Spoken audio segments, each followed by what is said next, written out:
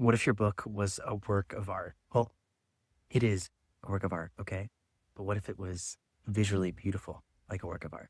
Today, I'm going to be chatting with Tarina Carlin on the Beyond the Book podcast, and we're going to be chatting all about how she's built her career as an artist and author, and give you some insights on how you can turn your book into art, unique products you can make based on not even books itself, but just storytelling through art that can create like amazing fandom around specific products and collectibles. And of course, advice for you to both find and work with artists, whether it's for your next book cover, special edition, or another product you're making beyond the book. I hope you enjoy this podcast. And if you've been listening here, you might not know that if you subscribe at authorsidekick.com to my newsletter, you can get the Author Marketing Superpowers deck completely for free. I'm going to be doing something special around Black Friday also for the physical deck. So you might want to stay tuned for Black Friday. I've got a fun little prize going on. But in the meantime, I hope everyone has an amazing rest of your day. And let's hop into this podcast. Tarina, I'm so excited to be here with you today. I was recommended your art by one of my author friends. I can't remember who, but we were talking about what artists are good for commissions, and she does a lot of monster romance too. So I got thrown into your orbit, and then I was like, this person's amazing. Not only are they an amazing artist, but you have done so many incredible things beyond the book. Well, not only are you an author yourself, but you've run all these amazing Kickstarter campaigns. You have all these wild products. I'm not going to spoil it. I don't want to steal your thunder. I'm really excited to chat today about A, like all the amazing things that you've created, and B, like how other storytellers who might not have the incredible skills you have to create art might be able to work with artists like you. Because for me, I know that's a very intimidating thing, but from the artist and author, I'm sure you have insights on both ends. But I'd love to start just by understanding it. You've been doing this now for a decade. You've been I've been a professional photographer. I'm a master photographer for 10 years now. And I've been an artist my whole life, but I finally, switched it after COVID and okay, I need to shift. So that's when I finally dove into my own writing and authoring. And I started with publishing photography art books and illustrated art books, and then as well as my novels. And then my art commissions, I guess, officially started. This will be my third year as doing professional illustrator. So cool. For other authors. I love that. When you took the leap to go full-time creative, what did you think your life would look like? And then now, looking back 10 years, I'm sure you've had many different arcs to the journeys. How has that been as you've I'm sure it seems from looking in a good way, there's been different arcs to your journey. So walk through those arcs. Yeah. I was that artist. I come from a medical family. My dad's a surgeon. My mom's a nurse. That was told, don't be an artist. I'm not allowed, I had to go to university, but it was not allowed to be an art. So I went into kinesiology, which was the closest science to studying the human body and learning anatomy so I can draw. So it's so I worked cardiac rehab and stuff. And then finally I got to a point where I moved to Campbell River and had to figure out what I want to do with my life, because life circumstances made me lapse with having kids and not being able to work in my field and education credits. And I actually was given a choice, or I had to make a choice. I declared I'm going to become a professional photographer. And I was just no way. My dad does photography as a hobby. I hated photography because it's so technical. And he's like, if someone could make photography work, don't you think I would have done it? And, no support. And actually, the day I declared I'm going to become a professional photographer to my husband and my father, I got an email from my old university saying, so many people have lapsed in upkeeping their thing. We'll do a quick, it's a 3, I would have had to go back to university for 2 years. And they're no, we can do it in 3 weekends. And the universe testing, and there was a 2-week deadline.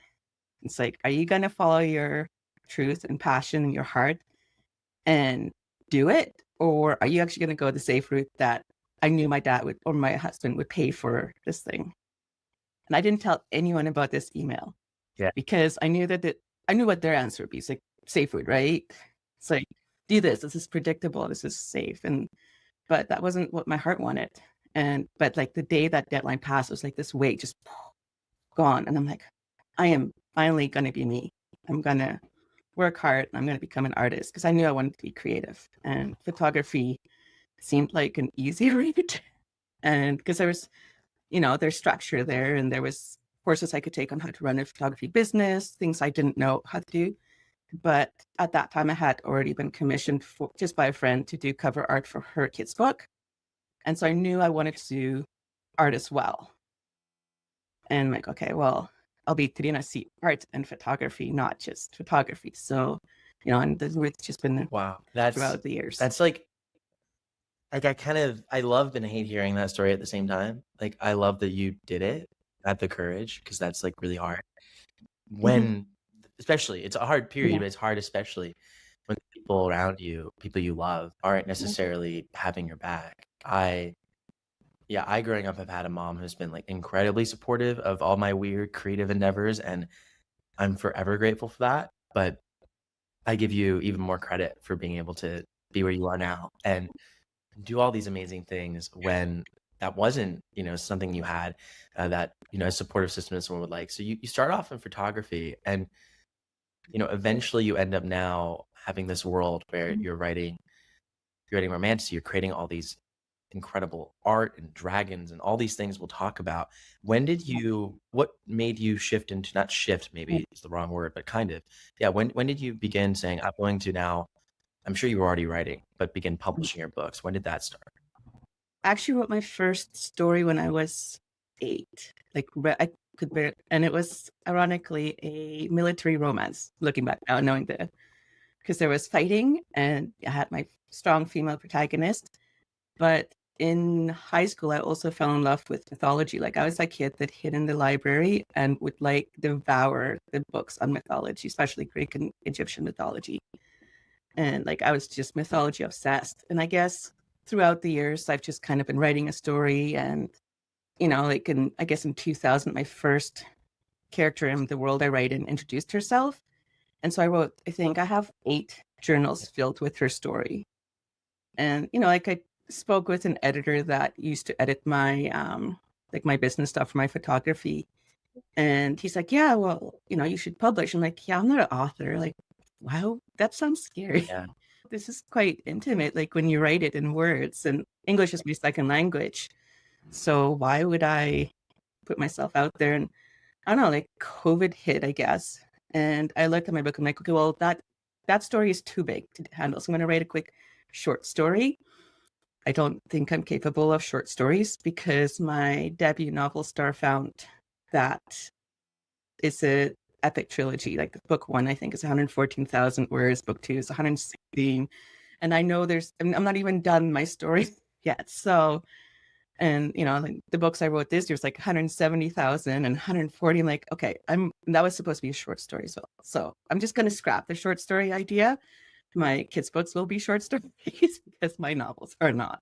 But yeah, so I just, you know what? I'm going to do it. Because then I can say I did it. I can say I tried. And either it's for me, it's not. And so that's kind of kickstarted my totally writing. And I love is that you've been able to combine not only your writing, but your art and your writing. And I want to start with something I know a lot of people get scared by, but are super curious about now, which you did recently, which is you did a Kickstarter for Starfound. And I saw like these gorgeous, I'll put a picture up on screen from Trina's Instagram. We'll link to everything you have, website, all that down below. But Trina has this wonderful Instagram, and you shared recently kind of like a picture of, which I believe is what you showed me just on this call, the I do, right? Like your shipment of all of these incredible sprayed edges. Yeah. And they're gorgeous. There's that's amazing. They're so cool. Like, I think everyone wants sprayed edges for their books. But like there's the 3 questions that become difficult. Like, one is like, how do you even design it to begin with, which I'm assuming you did yourself, but I would love to hear about that. Then you have to print the book, which is not easy, and fulfill it, which clearly you have behind you. So that's a process. And then lastly, obviously those two parts are fun, but you need to get someone to pay for it. And all of that's not easy. So I guess walk me through like what made you decide to do these sprayed edges the way you did it too, because it's like, it's all about now. Like, It's a painting. Yeah, it's actually like, if you look like right up there, that's oh, I the see. sprayed edges, like right above my head. It's like, yeah, so that's my gold foil and the sprayed edges and the gold foil. So I can have multiple copies. I love And it. that's my I love it. art book. It's like right there. But my process, so when I first started Kickstarter, when was the first one? Probably 2021. I took the Kickstarter course with Russell. No. I'm sorry, I'm going to butcher his name. I probably butchered your name in the beginning as well. Anyways, you should say it for everyone correctly so everyone knows it. It's beautiful. I don't even think my tongue can do that rolling R, but it's beautiful. Thanks. No, it's Afrikaans, so it has like a rolling R in there and an E sound, which doesn't, two sounds don't exist in English. Anyways, so I was in like a Kickstarter course, and he actually, because I was like thinking of publishing my novel that way, and he actually was the one that said, well, you have photography, and he was going to do all like, yeah, whatever, and then he looked at my website and was like, oh my God, why aren't you doing an art book for your photography? So that was actually my first Kickstarter, was my photography art book, because I did already have an established local audience for that. And, so I did that one first. But like for the author stuff, I think he said something in his course and it kind of stuck with me. It's like, find your superpower and tap into it. And for me, my personal superpower is art. Like, unlike, unfortunately, most authors, I can make my novels are actually part art book, part novel. So like Starfound has 14 illustrations, Star Awakened, I think, have 12 full illustrations inside of it, not just the covers. So I've just kind of fully leaned into, okay, well, this I can do for myself, and I'm just going to build my brand under both my art and my writing. And it's like, if you don't like my writing, hopefully like the art, then you still like the book. So it's still like a work of art, not just, it's kind of like, where do I feel more comfortable? And I'm very comfortable with my art. So I kind of use that to leverage my writing, at least for myself, right? Because imposter syndrome is nasty, no matter where you're at. This is true. I mean, playing to your strengths. Yeah. Like, So albeit you should feel very confident in your writing because you're a beautiful writer, but I mean, your art is definitely a superpower. And so you started on Kickstarter and now you've done like close to, it's close to 10 at the end now, right? Is it 6? 14. I'm actually finishing my 14th campaign right now. Got it. I've switched over to BackerKit. So when the whole AI thing, so Kickstarter's kind of become flooded with AI. And because I'm an illustrator that's been very affected by it, I don't really want to be beside that, So that's just a personal choice. I really love BackerKit's support, and I've used them for Pledge Manager before. And when they said, okay, we're going to do campaigns, and I just dove right in, and I haven't looked back since. So I'm actually, today, I'm finishing my 14th campaign. Yeah. But like, as far as like the process goes, so it's different for myself versus authors I work with, because I do actually work a lot with authors on their campaigns. And I'm lucky I don't have to pay myself because I can't afford me, which is a nice feature to have. But I think as far as like figuring out what to do, I like shinies, and I basically go with whatever's, if it's there, I want it good. I've collected, like you can see my shells, like all sprayed edges from other authors I've collected. So I'm a bit of a book hoarder myself. And, I studied them, like, oh, I really like this. I like the way this looks. And then I just kind of bring it into my own brand. And because I don't, I don't know if it's just me and ADHD or what it is, but I struggle with marketing. But I find that, every book I do, I launch to Kickstarter or BackerKit now, because it's a community that they come to you, and I don't have to necessarily, and I feel, like a loyal audience over the years. Like, I have probably more than half my backers are repeat backers that come back again and again and again. And I haven't quite branched out into the retail stuff, which I really should, but I feel like maybe I should find someone else their superpower is like, I'll make the pretty, so you make it work.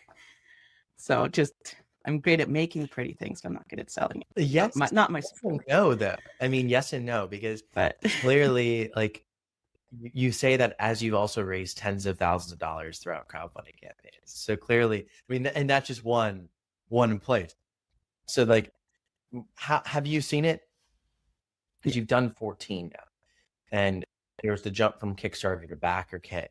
Have you seen it just slowly build with each campaign? You kind of pick up some followers and it keeps growing, or okay. yes, And is there something you do like when you do launch a yes. campaign for, let's say, your last campaign or even your next campaign? What is your kind of, is there anything I you do tomorrow?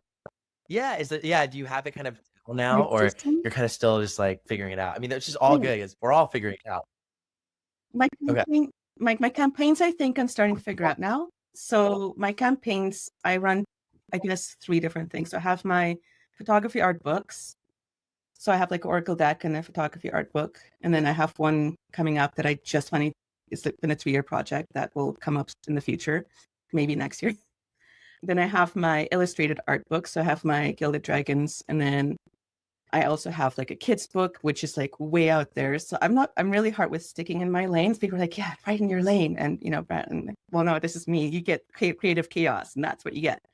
And then I also run my pin campaigns, which actually ironically terrified me at first because it's like a new process and like ordering and trusting and it's scary. And even though, but my pins are actually what's really launched me for it, like my Derpy Dragons. But I feel like the magic with the Derpy Dragons, other than, they're adorable, creepy, cute, is the community I've slowly built with each campaign. Because like one of the things I love about BackerKit is they allow Yeah. Yeah. polls. I don't even know if that's how you pronounce it, but like people can vote on different things. And I always like I talk to them like I'm talking to you, like I'm having a conversation with a backer. And like with my Derpy Dragons, it kind of started with my like Weirdling tribe. And people are just like, hey, you want to be part of my Weirdling tribe? And people love it. Like I write for outcasts, I write for people that don't fit in. Like I've been the black sheep my entire life. I've been, the person that just never fit in. I'm an immigrant. I came here as a teenager to Canada. When I really started just kind of embracing my weirdness, because I like dark art, but I also like creepy art and cute art, and I like dragons, and people resonate with that. So I have my repeat backers, like my super backers, and they're there to support me because I treat them like Wow. they're part of my tribe. And I feel like maybe I don't know, maybe crowdfunding is where the weirdos and outcasts gather because they like when I just can include them like that, they love it. And I've also started like with my Therapy Dragons, every campaign, like was kind of awkward at the beginning. But now I start telling a story. So they unlock the pins and each pin has a story. Like I keep building on it. So like when I did my bookish Derpy Dragons, they went on an adventure into a library of shenanigans. And then the backers get to vote, okay, well, which one are we going to unlock next? And then based on what they unlock, the story evolves. So it's kind of like a create your own adventure, but with pins. And, it's like directly involved with the creative of it. And I do think that is part of why my Derpy Dragons are doing so well, because I make my audience feel part of it. They can leave comments. And honestly, like a lot of them are actual feedback from people that have been backers or in my Patreon. Be like, hey, what about this idea? It's like, I saw your art and I think this will be great with your art. And, it just kind of goes and they feel like they're part of the process because they can't necessarily draw, but they know me now. And I also offer a commission tier where someone can pay for essentially it covers the cost of the pin creation. And they're like, and it has to be based on a theme of the campaign. And so far I've had one every single campaign.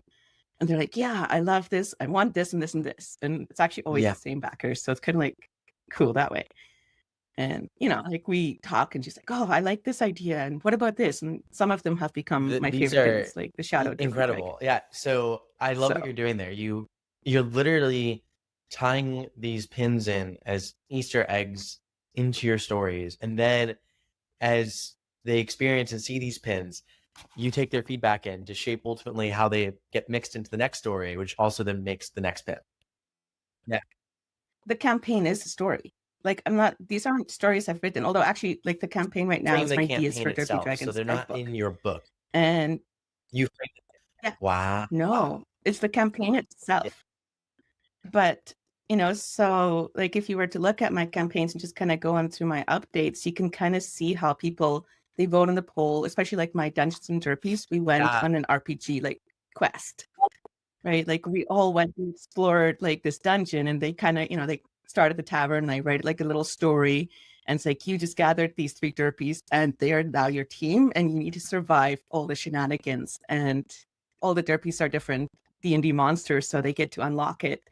And oh no, like you guys, you're not like a good party, right? You're more like likely to run than actually fight and get injured and stuff. So, and it's just, but that creates people that want to come back, right? They want to participate. They feel like they're part of the thing. So it's just, oh, and then, yeah, now I just finally, they're like, we want a book. So my current campaign is actually Ideas for Derpy Dragons. Yeah, you want to get immersed in the world now. Like it's time to get immersed. So yeah, this is amazing. Yeah. How do you how do you even approach printing and shipping these? Are these like print on demand, or are you getting them fulfilled to your house? So for my pins, because the only place in the world that makes pins are actually in China, so there's like a minimum order quantity. So because they're quite expensive that way, I have to reach a certain funding goal in order to unlock a pin. And then everything gets shipped to me, and then I distribute it back to my backers. And then hopefully the campaign does well enough that I can buy extra stock to sell at in-person events, which that's probably I don't like in-person events very much. I'm socially awkward. And you don't like in-person events, yet you do them, and you order extra stock for them. Tell me why. Okay. Yeah. Diversify income. One thing I've learned is you can't just do one thing, because like when with my photography, it was just the one thing. And COVID hit, and my studio is in my house, and I have 3 kids, and I'm like, I'm not one to bring people into my house. So that's when I'm like, okay, I need to do other things. Like it was a good thing in a lot of ways, because that's when I started writing and focusing on my digital illustration, because commissions, I can work from here and they can be wherever in the world, and I don't have to. I'm good one-on-one, but no crowds. But yeah, in-person events, just, I don't know. It's something that I've been told to keep doing, but there's definitely my lowest list of wanting to do. I wonder, I'm all for diversifying income. It's super important. And yeah, I guess a few here and there are good, but yeah, if it's definitely a drag on you, I don't like that for anyone. But I love this world that you've built with Derpy Dragons. I think it's a really like different way of thinking about. I think this is something that all of us listening as storytellers have a strength for. Like, not only are you an artist, you are a storyteller, and you've created this world around your art, and that makes it a lot easier to, like, once you fall in love with the story of Derpy Dragons, well, yeah, I kind of want all of them now. And it's collecting Pokemon at this point. It's like, I need them. Right? Oh, yeah. And I think some backers are like that. Yeah, and then they want to get the custom ones, and now they want the book. And it's all because of that. I mean, one, obviously your beautiful art, but 2, like the story you've told around the art. Now, when it comes to making beautiful art, I have like 2 kind of different questions here. I'll start with the first, which is, there's many folks listening who might be actually artists. Like, there's plenty of storytellers who are artists, but might be looking to either A, hone their craft, or B, like how they can share with the world. And you started off as a photographer, not sharing your art online. So how did you go from photographer to now sharing your art online? And what would you say to someone else looking to do the same thing? I actually did share my art online for photography. I deleted all my accounts in January when Meta announced they were going to AI scrape everything. So I actually did, and I actually just now, about last week, decided to get back to sharing it again after, nightshade and glazing it. How I do share my art, I guess, online, but I suppose my author side is what's brought in my audience the most, because I started building a newsletter for my author stuff, but because I'm not really actually good at small talk, my art is my newsletter. So at the beginning of every newsletter, I share a piece of new art. And then I'm trying to share more online, but it's so much work to remember to go and glaze and resize, and I'm lazy and I'm easily distracted. So it's like, but I am starting to actually build more on that. And I think, I do a lot of newsletter builders or social media builders for my author stuff. But because my main page is actually my art and my author things, it just kind of feeds together. So I'm building my author business, but sharing my art. Yeah. If that makes sense. Yeah. That's all kind of one big ecosystem. When it comes to the authors you work with, because it's been, I've seen, and now I can see where it all fits together. You're growing your kind of readership through there. You're having people discover your art. Some of those readers, many of the authors you work with are like, all right, I want to make art. I want to make art with you. How do you recommend authors work with artists like you? It could literally be you. I'm sure after people see the Derby Dragons, they might, they might want to commission you. That could be very fun. But you also help authors with Kickstarters. Like how do you approach working with authors, and more importantly for authors themselves, how can they think about working with authors in a way that's like, authors think about working with artists. So many like ARs going on. How can authors work with artists in a way that's like productive and like also empowers you? Because I've heard some more stories through the years. Yes. So I guess my photography is a luxury brand. So for me, upholding that standard has always been a high priority. And, coming back to imposter syndrome, I actually hired my very first cover, another artist, to commission art because I didn't trust myself to be good enough to draw cover art. I got over that now. So, but I did commission art, but I learned firsthand the power of communication, or the lack thereof, because it was the most frustrating things, like silence, and it's waiting. So I guess communication is 100% the biggest thing you have to think about for hiring an artist. Is as you hire them, do they respond to messages? Do they keep up to date? How do they talk to you? Does it take weeks and weeks and weeks? Sometimes, because I work with people in Europe and I work with people, so our time zones are wonky. So, give a day or two response time, but, how are they talking to you? I actually, when authors commission me, I add them as a friend on Facebook so they can message me through Messenger. So I'll always get like a little bubble pop up. And I do like to keep that open conversation, but I also tell them they have to email all information to me, because I will lose the information if they just chat it, because it's way too much talk and get the important stuff.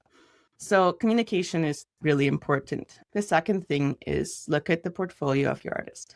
You can't go to an artist and be like, oh, I would like, Tiriana style art, but they only draw chibis, because they're not going to be able to do it. Yeah. And unfortunately, you do get what you pay for, right? If you're going to, it's like, honestly, art is that very pinnacle of you're going to get what you pay for. If you want good quality art, you're going to need to invest money to it. And being also clear on your own budget, right? Every artist, I don't have formal education as an artist because I'm a scientist by formal education, but some people that have gone through formal education will know things about licensing. They'll have like different fees, and I hate math, so I simplified it. So I work on an hourly rate, and like, this is what I'm worth per hour. And, I have my deposit, which is my minimum. And then I actually time my stuff, and I send you the timestamp. And like, now I'm at a point where I'm like, okay, well, roughly takes me this long. And unless I'm doing my personal work, that's like 23 hours. It's usually like half that time for commissions, but you're not going to print massive, big necessarily, unless you tell me. I just did a commission where the author did want to print a big backdrop, like the size of my wall, for a photo background. And, but telling your artist, what you want to use the art for, right? So some artists are very much like, you only get the hardcover license for this. You only get specific licenses. Again, I have an open license thing. If you hire me, commission, I ask that I can use it in my portfolio, but I actually want authors to make money off my art. So when they'll come for a commission, I'll often tell them, okay, well, this can be a character card, this can be an interior thing. If we take out this element, and I'll save all these things for them as different files. Like that can be a chapter heading, like there's a sword in there, or that can be a pin, or that can be, and I help my authors see new ways of using the same commission for them to also capitalize on the art, which I know is not something that other artists do, but it's because I'm in this world, right? I am also making books, and I'm like, okay, well, where else can I?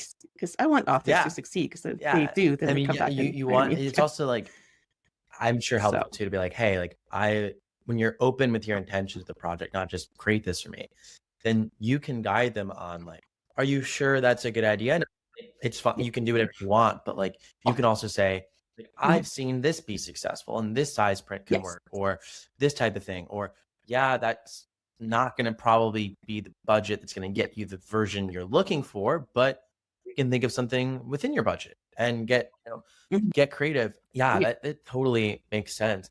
And do you find, so like in general, when working with artists, if you're trying to as an author, I think it's a very mysterious process. I know it is for myself.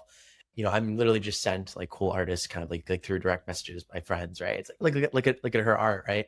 But when you're trying to look for an artist, for any, I guess the type of project obviously matters, but just in general, how would you approach that? Because I think a lot of times it's very difficult when you might not be someone who has much artistic instinct to even understand is this, what is fair? What is this person good or not? Where do I go to find good people? So how do you recommend going about that? How do you find good people? Word of mouth, I think, which is hard when you're a new artist trying to break into it, which I guess for me, once again, I broke into it with my own books. Because it's smart though. Like, I mean, like way, I guess. It's write your own book. But now I have a portfolio, right? Like I can open my book and say, okay, this is what I can do for gold fill. This is what I can do for edges. This is what I can do for like end papers. And I can, but also having gone through the process of the printing, I'm able to be like, okay, I've worked with these companies. I understand the formatting of it. And, like everything's self-taught. And most artists are actually self-taught. But on finding them, like Instagram, like if you look at a lot of actually book boxes, like if you follow book boxes, they often will tag their artists. So that would be a good way to find reliable artists, because that by the time, because I only just this year got into a book box that keeps hiring me now, which is really nice, because that was my goal. It's like I want to get into book boxes because they're consistently hiring people. But that's one way to find artists. So if you have, I don't know, other genres, romantasy has a lot of book boxes and romance and stuff. So, find a book box that's kind of like your style, and then they will tag their artist, like always. And that when they're hiring the artist, then the artist also has reputation for consistently delivering, because I don't know, book boxes, I guess, are like that next level for an artist to achieve versus just being hired directly by indie authors. But yeah, Instagram, I guess ArtStation or DeviantArt could be other venues of finding artists. I'm not really on there much, so I can't really speak too much, but that is where I found my artist, actually, was on ArtStation, I think. No, DeviantArt, I don't know, one of the two. You could ask Reddit, but honestly, like word of mouth. Like, I think if you're going to do it for campaigns, there's a Kickstarter group, and they have like a folder or something of artists that the authors recommend. And, like if you, not all artists, we're kind of wacko group, I guess. And we don't always necessarily know the technical stuff. So it's very important for the author to come and say, hey, I want to do this kind of genre. Like cozies are very, block art. And if you see my style, I don't do cozy style. I can. And I often will have authors ask me, because it's like, but for me, that's like that. But that's only like step 2. Why would you stop there? Anyways, that's cozies. But, if you want a cozy artist, it's important to look at their Instagram, because most artists do have Instagram. There's actually another app called Cara app, I think it is. where a lot of, like when Meta announced their AI scraping, a lot of artists moved there. So it's an app by artists for artists, but for people who commission art as well. So that's also a really good resource for finding artists. But yeah, you have to like the style. Honestly, like I'm a very intuitive person. If I don't like it, I'm not going to buy it. And chances are, if you like it, it's going to fit with your genre. And don't be afraid to ask for portfolios from an artist, right? Even if it's personal work, if anything, I would actually ask personal work first, because if you're going to ask them what their personal work is, they're going to be like, you're going to be their best friend, because so if they can create something that they love, you're going to get the best work from them, right? Versus asking the artist to do a different style. You're going to be like, yes, I can do it. I can do many things with art. I can do, but so if it strikes my passion, I'm going to do like extra stuff and get all makes so much sense. All artists, of course, want to like you can do something that's like in your wheelhouse as an artist. You're going to be way more excited about that project. And you mentioned the topic of AI a few times, and AI has absolutely been a huge change that's come to the world, period, but especially has impacted a lot of artists. How have you been navigating this change? It seems like you've been trying to get your work away from being scraped by AI, but as a business owner, because you're not just creating art, you're also in the business of art. How has that impacted you, and how are you navigating it? Yeah, well, God, it's like turbulent waters in a storm. I don't know if I have it figured out, I'll be honest. One of the things, like I said, my initial thing was switching over to BackerKit versus Kickstarter, because they have a no AI policy. So I don't mind competing beside other artists, because I know they put in the time and effort to learn their craft. In fact, like I've part of so many of the Topias, which are like their group events, where it is a group of people creating the same thing. I didn't realize that's like a cool, I think it's a community, like an art challenge, and essentially. Like let's well, so like right now it's Printopia. So it's like all these different books, and we're all launching exactly the same time, and we're cross promoting to each other. And, so there's this real community, I guess, in BackerKit that I love. So that was my first switch, was actually going from Kickstarter to BackerKit the moment that Kickstarter said, yeah, we don't care about AI. Okay, so I'm very biased. It's very good to hear. So I am very, we all perspectives to be heard, and I think it's yeah. I've decided that for my personal brand, I refuse to have anything that's AI. Or generative AI. I should specify, because what I think our spell corrector stuff are AI too, but you know what I mean, right? I don't agree with generative AI because of this, until there's like standards and people compensating artists.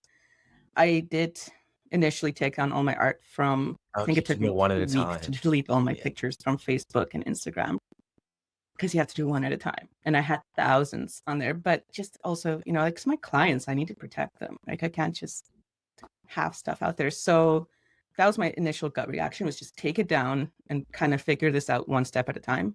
Now I'm back to, like, I'll resize my art and I'll glaze and nightshade it. And I used to share my high resolution stuff. Now I don't. So I'm trying to, because it's like you have to be present, but you also don't want to be stolen from. And it's like a really hard balance to reach. I don't have a good answer for you, other than my own integrity that I can. When you say, just for everyone listening, night shading, what exactly are those processes? So they're programs created by, I think, the University of Chicago, and they, you download them for free. So they made it available for free.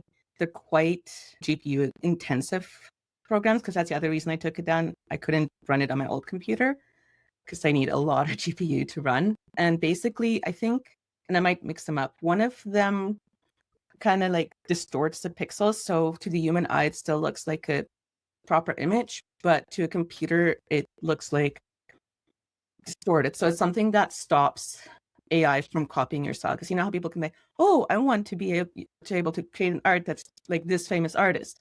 Well, that's copyright theft. No, blatant, right? But so Glaze protects against that theft because like it's taken me 10 years to get to my style that looks like this, right? My whole life, really, because I started when I was a kid. And to be able to protect that, especially because my brand is how I look. So if someone can just go and copy my brand.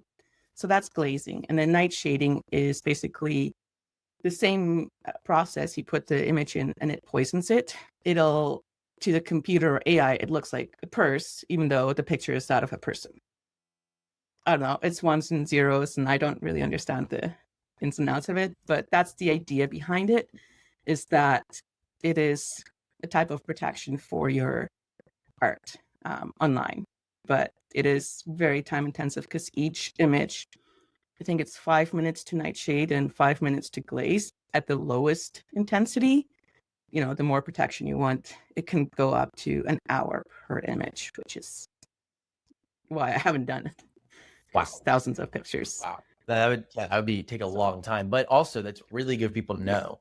And when I'm an author commissioning an artist, Yes. and I go, hey, Serena, hey, anyone, I want you to make my art, and now it's time for me to share it.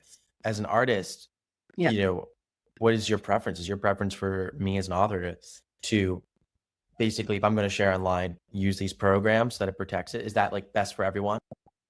So I guess for me, I have a different philosophy when people hire me for their work. I think yes, I would like it if they did, but I know not everyone. I mean, I didn't have a computer until recently that could even run these programs. But honestly, like it's at that point, it's your art. Do you want people to copy it? Do you care? Do you not? Because you're also a business. You need to be able to, your art that you hire an artist to do, that's an asset that's going to sell your books, right? So you're going to want to share it. I personally always give my authors 2 sized images. I give them the high resolution, I mark it as print, and I give them a low resolution.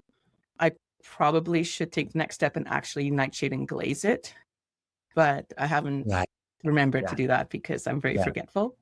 But I probably should do that for them anyways, but that'll be my next step of something. But yeah, honestly, like I say, use your art. You know, even if it's my art, you're the one that paid for it. You're probably going to mock it up with something else anyways and use a smaller file. You're not going to put your high resolution stuff online. Because, so you're going to, you know, because you're going to run into BookBrush or, I don't know, all these other like book mock-ups or something like that, which will condense the size anyways. So I think you're fine. You know, I think to do that. What's really inspiring about you is how you have like no one even knows fully what we're adapting to here, but like you've been able to like continue on. And I think the brand that you've built and even like Derpy Dragons and the story behind those products is like just it's amazing. And I think that too is like a really like great way to protect yourself as an artist, because like when you build those fans, like people they're not going to go get Derpy Dragons from somewhere else. They want your Derpy Dragon, and that really means something. And on that point, I've noticed that you have more than just pins for Derpy Dragons. You have any other products that you sell. I'm curious, like why those specific products, pillows, I saw all these other things, why those specific products, and how do you do that? Is it print on demand? Because like, okay. Yeah. So with the exception of my pins, everything's print on demand. And I like the pillows because I'm a tactile person and they're like velvety soft, and I like soft things. Same with the blankets. It's like, so the things that actually make it on my website are things I personally love, because I will like print samples of everything. So I like have like a Derpy Dragon t-shirt on too, but I haven't added those to my store yet because I'm still trying to figure out how to set up the store to make it more, not just like all the stuff. Anyways, so I don't know. I tried first. If I love it, I put it on my website kind of thing. Like I have these, I don't even have them in the room, but like the computer bags, and they're like soft and velvety on the inside, and they're really thick, and they're like waterproof, I guess, on the outside. Not for like soaking, but they're really nice. I'm like walking around like with my computers and have these.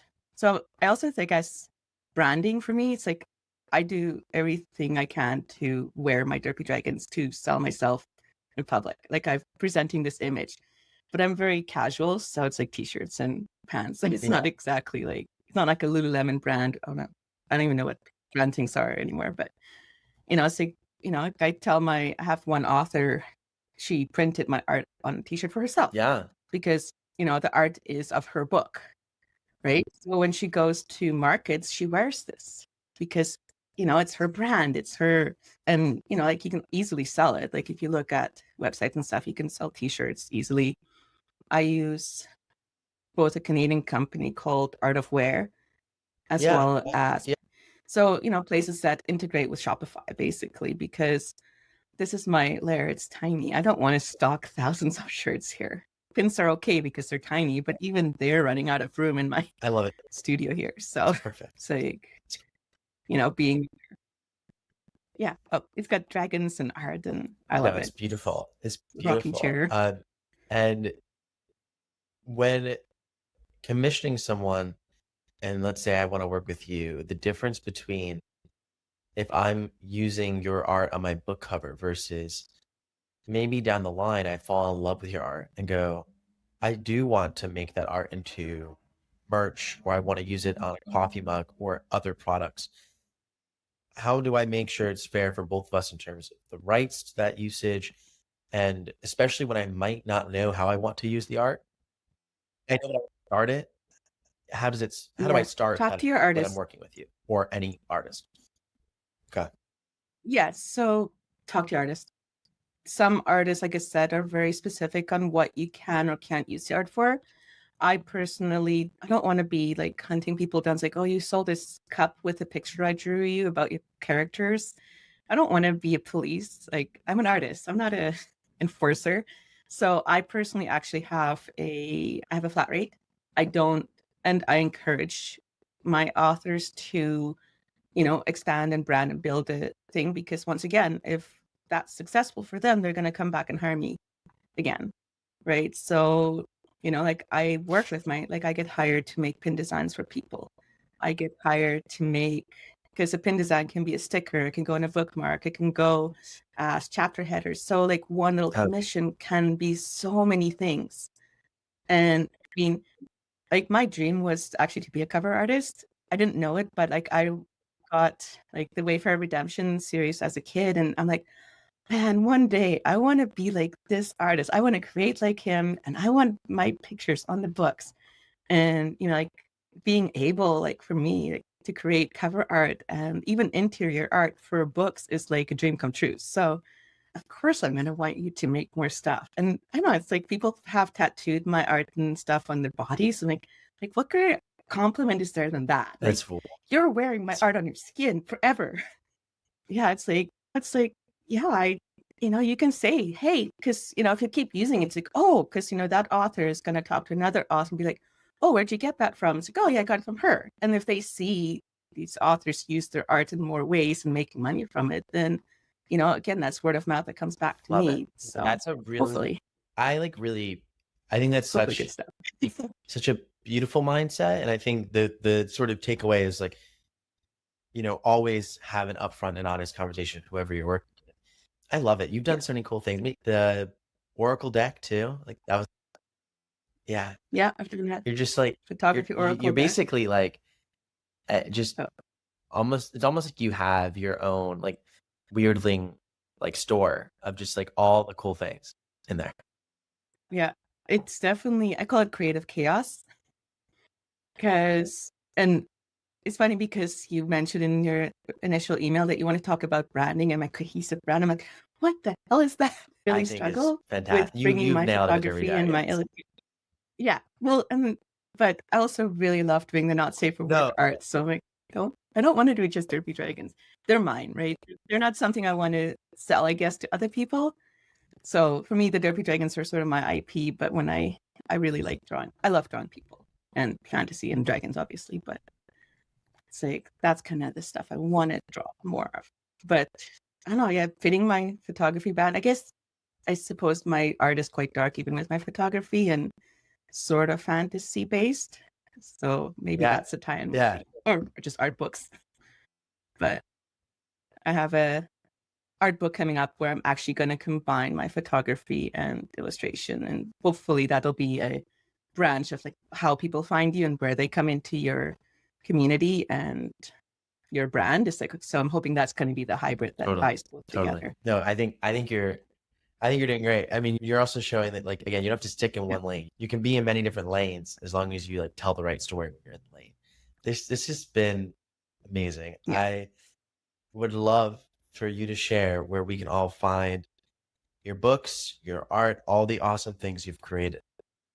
Yeah. So if you want to buy stuff actually and commission artwork or book a photo shoot, my website is probably the place to go. It's just Therena, THERENA.ca, and everything's on there. But if you want to talk and visit and really hang out with me, I have my Patreon, where that's where I have the conversations with that's where I share all my art. So there's different tiers for like not safe for work as well as exclusive stuff, but I do share all my therapy dragons there, and that's where I talk with all my backers and my fans between campaigns. Is my Patreon, which is just patreon.com/Therena. Yeah, I'll link to it all. And I'm on Instagram, I'll put it all down. So yeah, no, it's perfect. It's great. Like, we need all the places. Yeah, and I was able to show people like some on screen, so they'll be able to see some of your amazing art. But there's definitely a lot of fun to be had, and I think it's just inspiring to see like where you can ultimately take a story, take an idea, and bring it to life beyond the book, which you've done. So thank you so much for being here. This was wonderful. Yeah, no, thanks for having me. I hope you enjoyed this episode of the Beyond the Book podcast. There we go. I hope you enjoyed this episode of the Beyond the Book podcast. It's just so much fun. I love you all. I love that I get to host this podcast. And I'm super excited for more awesome things beyond the book. Please send me in any guest recommendations that you would like to see. I have some really cool guests coming up that I'm really, really pumped for. But in the meantime, this is an amazing pod. I'm super grateful to Therena. She's amazing, and I know I'm not pronouncing her name correctly. And you should. I'm working on it. But y'all, have a great one. And as always, don't forget, together we are boundless.